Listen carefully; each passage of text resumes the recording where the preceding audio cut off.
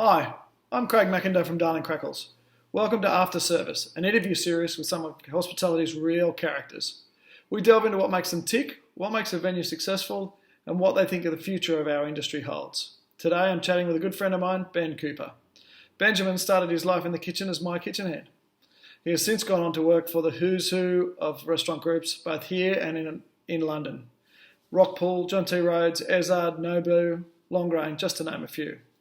He spent the last 10 years as the exec chef for the powerhouse Lucas Group, which owns Chin Chin, Kwong, Hawker Hall, Baby, Kasumi. Without any further ado, let's get into it.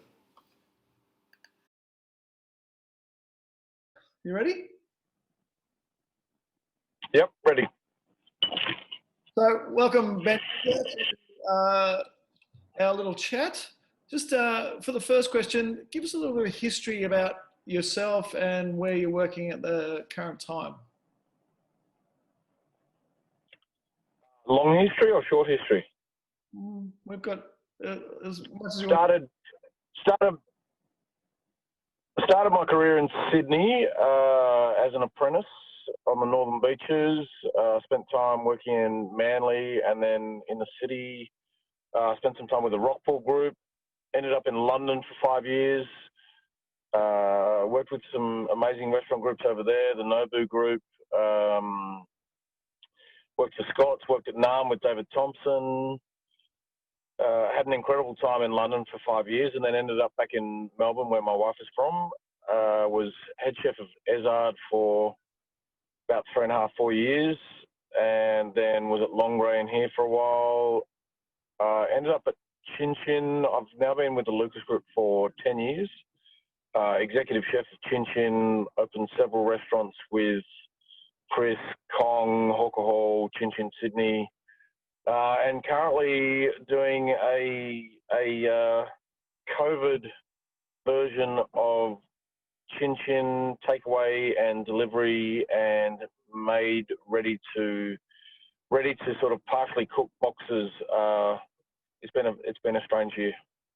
Yeah, it's been a nuts year, and it has it been very popular, the shifting to meal boxes? Yeah, they've done really well, and people overall are having a great time with them.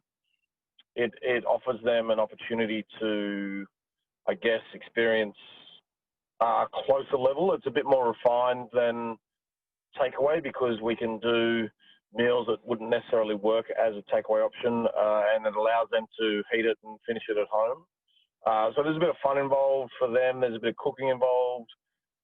We send out a curated playlist that they get to listen to while they're eating, so they can sort of, they get menus and they get chopsticks and the things that go with that, so they can sort of recreate somewhat the Chin Chin experience at home. I mean, it's interesting. I've seen you do quite a few dishes, video dishes on your social. One sec. You there? Yep. Can you hear me? Can you hear me? Yeah, I can hear you. I can hear you now. That's amazing. This is probably a little bit better. We should have started like this in the beginning. Yeah, so I was asking. Maybe we should have. With the, I've noticed you're doing a few cooking classes on your socials. Does that go out with the meal boxes as well, or not? We haven't, as of yet, done that with the meal boxes. We were sort of, essentially at the beginning, that was a bit of fun, which people really sort of gravitated to and really enjoyed, and probably led to the idea that the Make Me at Home would work really well. Mm. But given the current state of play, it's really hard to people not being able to travel and people time and whatnot. It's been really hard to bring together the filming requirements and everything to match each week. Yeah. So unfortunately, at this point, it's a touch difficult to get all those things to align. I don't know what it looks like after Sunday when Dan Andrews tells us whatever he wants to tell us. But ideally, that would be, that's certainly an option that we're looking at. Yeah. Interesting. I wonder people would be really interested to what you think is the magic behind Chin Chin and the whole Lucas group. Do you have a thought on what is your thoughts on why Chin Chin is so successful and why the Lucas group as a whole is so successful? Look, I've been with the Lucas Group for 10 years, which is for anyone in this industry, that's a really that's a long period of time. That's a long tenure, and a lot of like, do you like? Is there a lot of people in the Lucas Group that have been there for a long time? we certainly have a decent number of staff that have been with us from the beginning and from sort of the 2 to 3 year mark. I'm not the only person that's been in the group for 10 years. There's multiples of us. And I think that speaks volumes of what the magic is. Chris Lucas is an incredibly, he has the gift, unlike any other person I've ever worked for, of taking a vision to fulfillment. It's quite inspiring to be part of. It's quite energizing to be part of. The opportunities are given to all of us that work for Chris to bring our skill set to the table and to share that skill set, and he embraces that and nurtures that and pushes that forward and challenges us to deliver more than we probably ever thought we could. And I think that's what allows the restaurants within our group to play at the level they play at, because his expectation is that we deliver to our guests this really all-encompassing experience. It's not just about the food on the table. It's not about the service. It's not about the art. It's not about the location. It's not about the building. It's not about the design. It's about all those things. And as part of, I'm interrupting a few times, but I want to really get clear on this.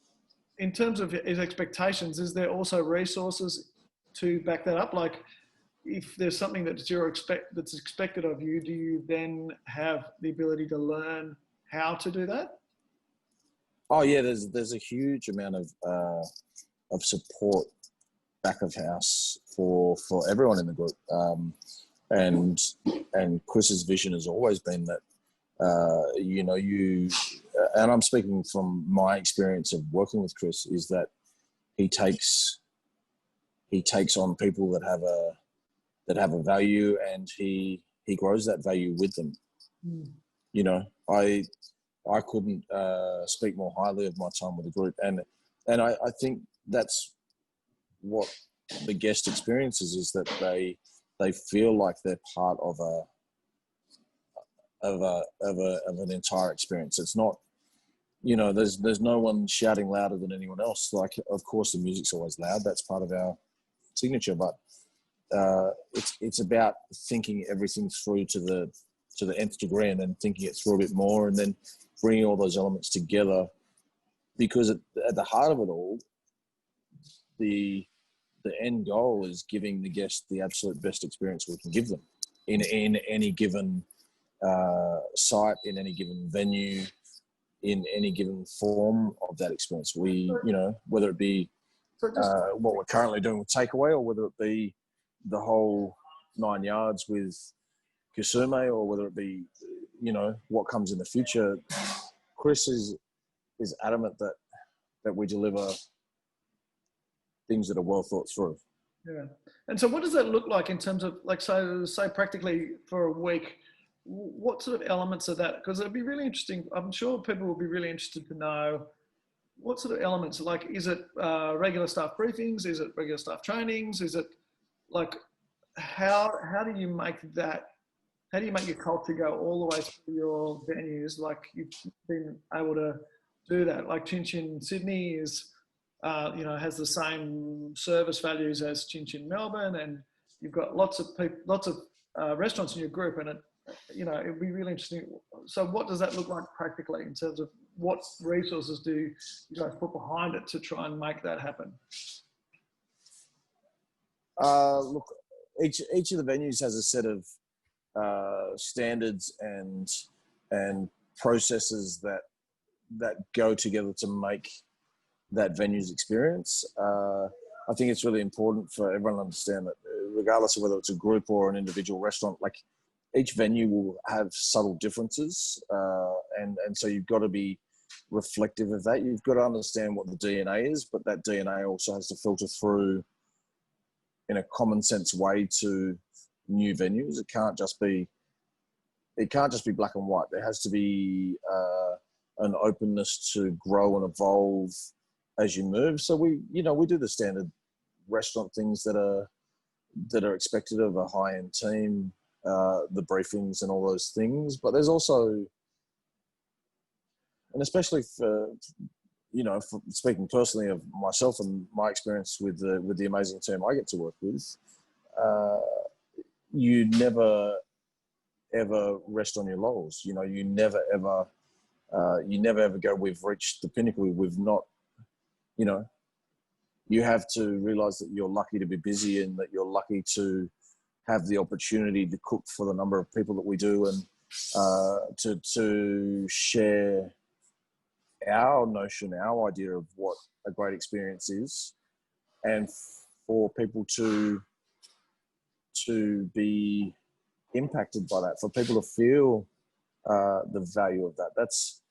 I think that's what comes down to truly great experiences and people that get to stand the test of time, is that you've got to realize you never know it all. You've never nailed it completely. You've always got to evolve. You've always got to question. You've always got to look at things and review things and assess whether there's newer or better ways. For a restaurant that's been around 10 years, if you get stuck in the idea that you've got the best technology, 10 years ago you might have, it might not be now. So things need to evolve. You need to pay attention to what's out there in the marketplace. You need to pay attention to what's going on around you.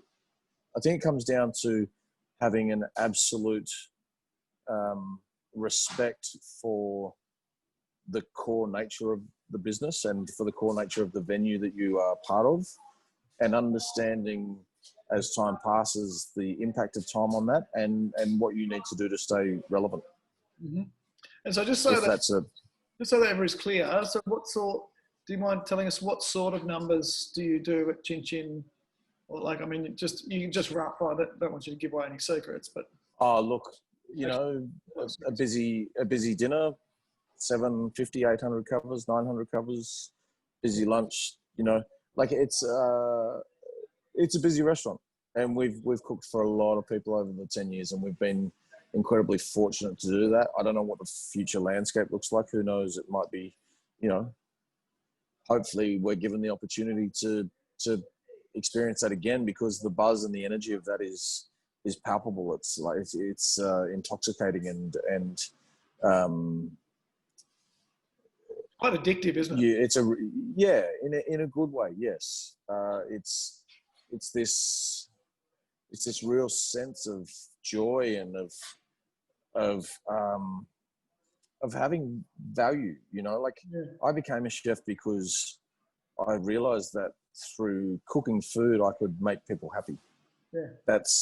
That's my gift that I've learned in life. That's my opportunity to bring to the table the values that I see for why I want to get up in the morning. And Chin Chin has really amplified that. Yeah. Starting off, what would you tell a 20-year-old you? Not that you would listen to that, but if you could go back in time, what do you think you would tell yourself 20 years ago? Well, actually, taking more than 20 years ago now, but a 20-year-old yourself. Look, I'm 25 years in, so this is the 26th year of my career. Probably a couple of most important things I've learned along the way are that the accolades are nothing. They're just moments. They're incidental to the overall goal. Like I said, I really cook because I love to put a smile on people's faces, And I got caught up for a long time in hats and, you know,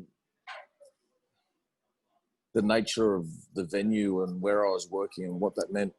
And I lost what the food meant for a long time. And it was a really challenging journey to go back through. I almost had to take myself back to scratch. I ended up making sandwiches in a deli in a university for a few months, because I was somewhat burnt out and a little jaded.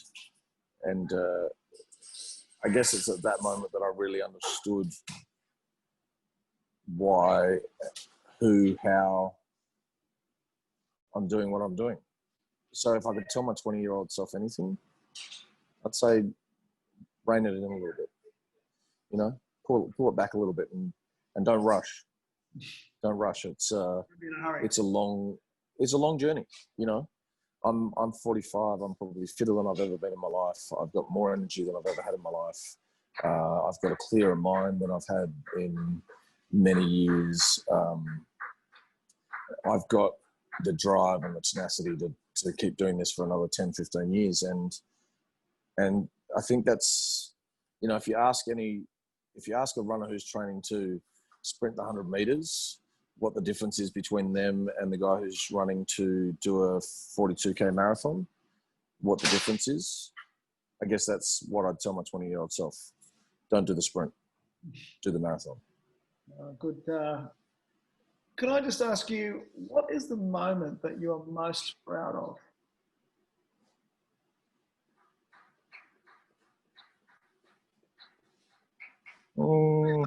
If you want to, or probably, yeah, no. It's I think there's moments. One of them is certainly being a father to 3 amazing kids, and having an incredible wife. 26 years in to a career where that is not the norm. That would definitely sit at the top of that list. The second is being given the opportunity to hold the position that I do in the Lucas Group and to offer the knowledge I've gained along the way to not only to Chris, but to all the incredible young chefs and wait staff and management that I get to spend my days with. And 3 would be probably every now and then along the way, I've had staff work with me that showed incredible promise that have left the industry, and it was disheartening and somewhat disappointing to me because I felt like I'd failed them. And occasionally I get messages from them in their new careers where they share with me positive experiences that they've had in their new roles that were learnt in my kitchen. And that's probably up there with a real that's probably up there with with my family. Like that sense of realizing that the time that you put in that may feel lost is never actually lost, and that it is benefiting people. I think that's really important. Like at the end of the day, and it comes back to, like I said, about chasing hats and accolades, that it's quite vacuous. They sit on the wall and they don't really prove anything, but chasing, turning up to work to share knowledge and to share time and share experience and to have people value that years later, that's the true worth. You know, knowledge is only information if it stays inside your head. It only becomes knowledge once you share it. And that really, like, why do we wake up? Why do we go to work each day? Why do we do the hard yards that we continue to do if it's not about helping bring value to all those around you? Okay, can I ask you, what is the biggest blunder you've ever made that actually, in hindsight, taught you, and what did it teach you? It would go back to some of the time spent in some incredible restaurants at a very high level where I started to believe my own bullshit. You know, like I really believed that that I was at the top of my game and that I was the pinnacle had been reached, and you know, the moment you believe your own bullshit, you're in trouble. You know, you've got to be prepared to question yourself and challenge yourself and be challenged. And I got myself to a place where, like, for anyone to criticize me or to question my motives was annoying and was frustrating. And that's just craziness, because it's only through being challenged that we improve, that we go further, you know. And thinking that you've ever reached the pinnacle is just such a nonsense. And that's probably my biggest blunder. Was I've had many incredible opportunities from my career that were just astounding, and I probably didn't do them anywhere near the justice they deserved, because at moments arrogance got in the way, and my own sheer single-mindedness, you know, derailed me. It's quite interesting because I interviewed Justin North on the last one of this interview series, and there's massive similarities. Like Justin North, Bacchus, 11 years, 2 chef's hats, like chef of the year, like had it all. Then went into thought he would never fail, so went into Westfield with quarter 21. He had his burger business, and then it all unfolded. And like now he's back at, doing quite a great job consulting to a whole lot of international hotels and stuff. And there's a very similar message. There's a real similar message about, okay, like just be a little bit humble about your success, and actually always try and learn, but just maintain that humbleness, because you both seem to have had that situation. I mean, you were like right up there at Ezard's, and then that, came unraveled, and then you went back to, like to St. Ali, and have sort of slowly built yourself up. And it seems the same sort of focus on the team, the people around you, and not to be too arrogant. It's exactly the same message. And so I think that's a huge one to take, that for anyone listening to take out of that. It's just to try and, it's the incredibly important part of the message is that we all get the opportunities we're given because of our skill set, right? Because of our individual ability to do certain things. That's what puts us in the spotlight to start with, whether it be the spotlight for a potential employer, or the spotlight for a potential restaurant opportunity, or the spotlight for whatever it may be. That's your skill set gets you there. But as a chef, the most important thing you need to realize is, I can cook for 4 people, I can cook for 10 people. At a push, I can cook for 40 people by myself, right? And I'll do a good job of it, and all those people in the room will feel like they got my full attention and I gave them the best I could. But I can't cook for 100. I can't cook for 150. I can't cook for 500. I can't cook for 750. And so at a certain point, you've got to slap yourself in the face and go, it's not just about you. It's not about your set of skills, because they're not being questioned. What it's about is your ability to share those skills with the people that choose to spend time with you. And in doing that, 1 make 3 rather than 1 and 1 make 2, right? It's the ability to sort of say, I'm leading a team, and in the formation of the team, you end up with something that is much greater than the sum of its parts. And that's been the clear message from you, and it's the clear message from Justin, and obviously in my history, it's exactly the same. Yeah, because at some point, if we take the journey as leaders, we realize that being a leader is not about being in charge, and being a leader is not about telling people what to do. Being a leader is about being capable of understanding why your vision has value and why people enjoy it, and then sharing that with those people around you in a manner that makes them feel like that's their vision as well, and makes them choose to want to be part of it. It can't be through fear, and it can't be through the old school, hierarchy of kitchens of you'll do as you're told and this is what I expect. It can't be that way, because that society's changed. People have changed.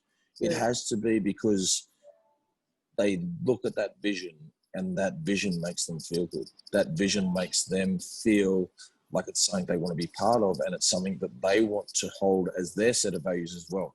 And when you achieve that, it stops being a team of randoms, and it starts being a team of individual leaders. And when all of those people come together, success is just a given. It's just part of the process. It's almost like a. I mean, it's interesting. There's a big teamwork thing there, because you look at it and you say, and this, it's my experience as well, is that if you choose your staff well and you treat them well and you create a team, then they will look after your business. Would that be a correct thing? I would almost go one step further and to say, and it's something that I've learned from Chris, in having absolute clarity of who you are and what you're trying to achieve, your staff will choose you. So I got two more questions. You don't have to choose anyone. Yeah, I got two more questions. The first one is, what's your favourite restaurant meal or your favourite recent meal? Outside of takeaway.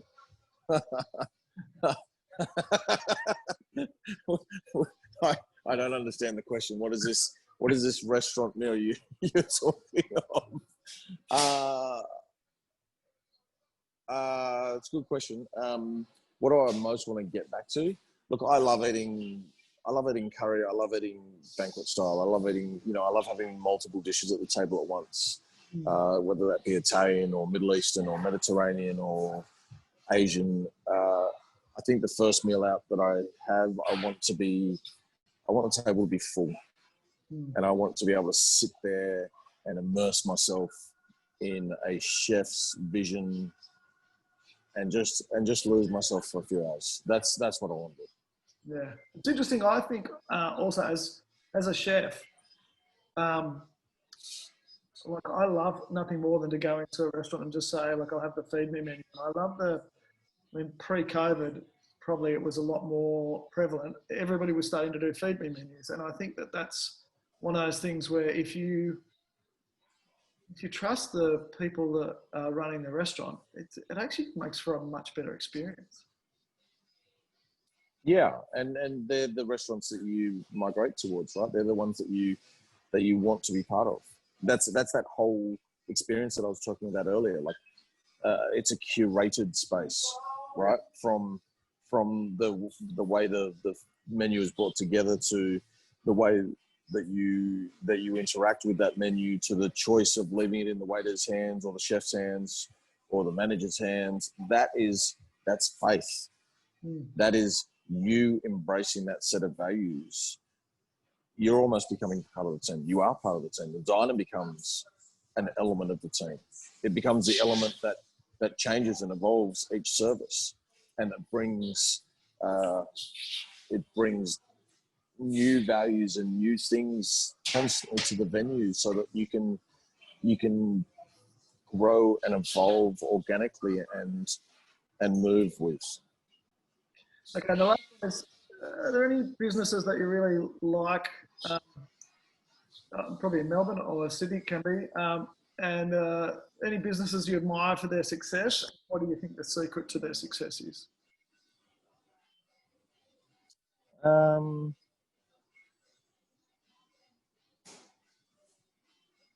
There's always you know, people I admire, whether it be chefs like Andrew McConnell or, you know, there's like even the experience at Mamafuku in Sydney, right, where it evolved from what was a very much David Chang restaurant to under Paul, this incredible Caribbean, like it's a beguiling restaurant. Like I sort of migrate to anyone that's not afraid to step off the beaten path, not to, you know, to dance to the beat of their own drum a bit, but to also understand how that makes people feel and why they want to be part of it. You know, there's many restaurants in Sydney that have been around for a long time. I like Flower Drum down here, for instance. You know, that's an incredible thing. Lucio's in Sydney, you know, which unfortunately comes to an end at some point in the near future because of the way things are. There's multiple ways to forge your own path, and some of those are very different to the way I would do things, and some of those are the same. And I think it's really important to be able to look not at only things that sort of are similar or in the vein that you respect and that you feel part of, but also ones that challenge that. I think it's really important to look at things that are the opposite of who you are and what your business is, and respect that as well, you know, right down to takeaway or how you got your coffee in the morning. You know, there's some amazing cafes around. It's you know, even like Lorraine in Lorraine God's Market, you know, who was probably one of the greatest pastry chefs I've ever had the pleasure of working with, and seeing what she was doing with cakes and whatnot at her venue in Sydney. Those things are amazing. I don't know. I just feel so lucky to be part of an industry that is so all-encompassing. It's really hard to actually pinpoint anyone that deserves more respect than anyone else. Oh, fair enough. Okay, so lastly, can people follow you on Instagram or Twitter, or what? You're Chef Jam and Cooper, aren't you? Or Chef? Yeah, Chef Jim and Cooper. I'm on Insta mainly. I don't really use. I sort of get into Twitter every now and then, but Insta's sort of the mainstay. I think there'll be more videos at some point of making dishes, and yeah, that is Chef Jim and Cooper. Follow that one if you can. Yep. It's me and the restaurant and my family and the things that I love and care about. Yeah. And well, thanks so much for your time, Benny. I know you're very busy, and we'll have to share a tequila when your tequila comes out, or a Negroni when the borders open up. I cannot wait to be able to catch up with you and to spend some time together. You know that you're one of my favourite people in the world, so you know it's a pleasure that you've asked me to share my time. It's quite it's quite humbling. Yeah, it's been great. Thanks so much, mate. My pleasure. Love you, bro. Love you too. Bye.